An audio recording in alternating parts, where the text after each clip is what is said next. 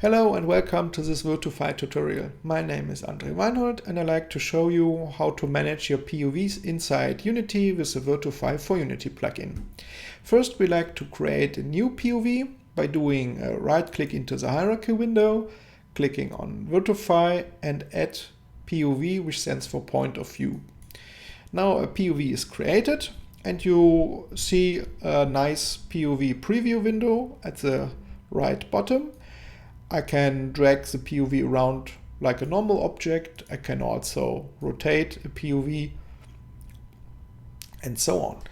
Okay, now to make life a little bit easier, we can also use the camera view of the Unity window by just clicking on from view.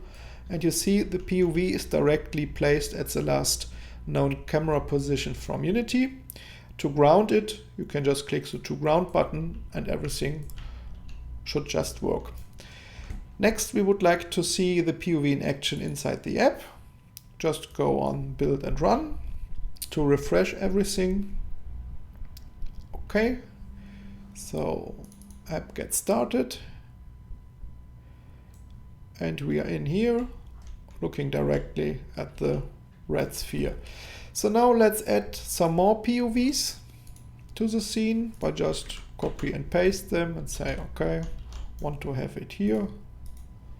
And one thing should be over there. Okay. Now we have three different POVs.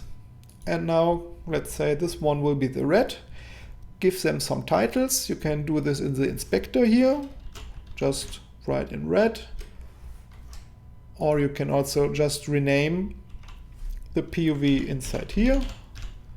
Okay, and this one, let's call it blue. Fine.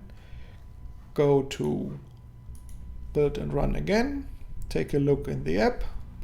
And we see now that we have the blue,